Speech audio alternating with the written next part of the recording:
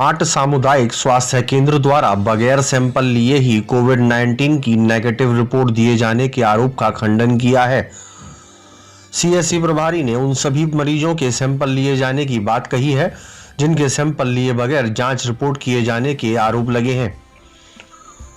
उधर इस पूरे मामले में स्वास्थ्य विभाग द्वारा 3 सदस्यीय जांच कमेटी बैठा दी गई है। मंगलवार को टेटी गांव निवासी कोरोना पॉजिटिव आए मरीज मनोज लवानिया ने आरोप लगाया था कि उनके परिजनों व उनके साथ काम करने वाले पेट्रोल पंप के कर्मचारियों की कोरोना रिपोर्ट नेगेटिव आई है, जबकि स्वास्थ्य विभाग ने उनके सैंपल ही नहीं लिए थे। इस आरोप के बाद स्वास्थ्य विभाग में हड़कंप मचा हुआ है। बलदेव में कोरोना की फर्जी सैंपलिंग कांड से स्वास्थ्य विभाग पहले ही काफी बदनामी झेल चुका है। इन आरोपों के बाद मार्ट सामुदायिक स्वास्थ्य केंद्र के चिकित्सा अधीक्षक डॉक्टर विकास जैन ने मनोज लवानिया के आरोपों का खंडन करते हुए कहा कि सभी मरीजों की कोरोना सैंपल लिए गए थे, का पूरा डाटा विभाग के पास मौजूद है। उन्होंने बताया कि जिस मरीज ने आरोप लगाए हैं उसको कुछ कंफ्यूजन था जो कि दूर कर लिया गया है। देखिए, जैसा कि मेरे को समाचार पत्र के माध्यम से भी ज्ञात हुआ है और सोशल मीडिया से भी ज्ञात हुआ है कि कोई मिस्टर मनोज लवानिया हैं, उनकी सैंपलिंग हुई थी और उनका ये आरोप है कि उनके फैमिली की सैंपलिंग नहीं हुई है, फिर भी उनकी रिपोर्ट नेगेटिव है जी। तो इस बारे में हमारे पूरे रिकॉर्ड्स हैं हमारे पास में, और जैसे जिस डेट में भी सैंपलिंग हुई है उस डेट में पूरी डिटेल्स हमारे पास में सेव है। इसके अंतर्गत में जो मनोज लवानिया जी थे, तो इनकी 11 सितंबर को हमारे यहाँ पे पॉजिटिव रिपोर्ट आई थी जी।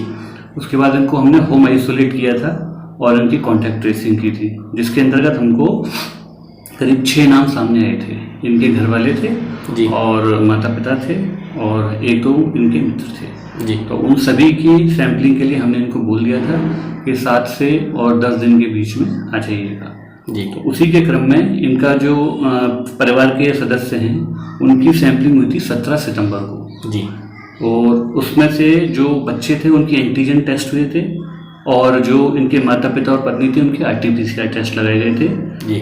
और इसके अलावा इनके जो एक मित्र थे उनका सैंपल हमने 19 तारीख को लिया था जी। वो 19 तारीख को आए थे, तो 19 तारीख को उनका एंटीजन टेस्ट किया गया था, नेगेटिव थे जी। और इस बाबत में इनका भी फ़ोन आया था मेरे पास, मनोज लवानिया जी का। तो उन्होंने बोला था कि साहब तुरंत की तुरंत हमको रिजल्ट नहीं बताया गया था जी। तो उसमें मैंने इनको कन्फ्यूज़न था थोड़ा सा, क्योंकि आरटीपीसीआर का जो टेस्ट होता है वो कम से कम 2 से 3 दिन ले लेता है जी। तो वही इनको कन्फ्यूज़न क्रिएट हुआ है, वो उनका कन्फ्यूज़न हमने दूर कर दिया है। तो ये जो मामला जो आरोप लगा रहे हैं कि वो सैंपलिंग नहीं हुई और सैंपलिंग करा दी गई, ये क्या है? नहीं, निराधार है। ऐसा नहीं था कुछ? ना, ऐसा कोई भी तथ्य नहीं है, और ऐसा मेरे यहाँ पे होता भी नहीं है। तो ये जो इनकी जांच हुई थी कहाँ पर हुई थी और कितने लोगों की जांच इनके साथ? ये सामुदायिक स्वास्थ्य केंद्र मार्ट पर इनकी जांच हुई है जी। और 11 तारीख में इनकी मनोज जी की जांच हुई है, और 17 तारीख में इनके परिवारीगणों की, और 19 तारीख में इनके मित्र की। उधर इस पूरे मामले में स्वास्थ्य विभाग ने ACMO doctor Devendra Agarwal, ACMO doctor Rajeev Gupta सहित 3 सदस्यीय जांच टीम बैठा दी गई है जो पूरे मामले की जांच करेगी। यह वही जांच टीम है जिसके द्वारा बलदेव में हुए फर्जी सैंपलिंग मामले की जांच की गई थी। इस विषय में पूरी टीम के प्रभारी डॉक्टर देवेंद्र अग्रवाल ने जानकारी दी। उन्होंने कहा कि मामले की जांच होने के बाद जो दोषी पाया जाएगा उसके खिलाफ कार्यवाही की जाएगी। देखिए, मामला ये जो प्रकरण है सैंपलिंग का, ये संज्ञान में आया है। इसके लिए सीएमओ साहब ने एक कमेटी गठित कर दी है, 3 सदस्यीय जांच कमेटी, और उसकी जांच के बाद ही तथ्यों का मालूम पता चल पाएगा। सर, कौन कौन है जांच कमेटी में? अभी मेरी जानकारी में नहीं है, लेकिन शायद एक मैं रहूँगा, एक डॉक्टर राजीव गुप्ता, और जो वो चर्चा चल रही थी जिला सर्विलांस अधिकारी डॉक्टर मुनीस पारूस। सर, अगर जांच मामला सही पाया जाता है तो कुछ कार्रवाई संभावित है?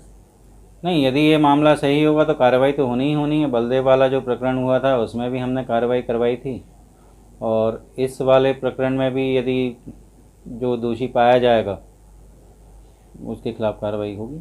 सर, बलदेव वाले में आधी अधूरी कार्रवाई हुई है। अभी प्रभारी जिनके खिलाफ आरोप था और एक बीपीएम, उनके खिलाफ भी आरोप था सैंपलिंग फर्जी कराने का, उनके खिलाफ कोई कार्रवाई नहीं आई है।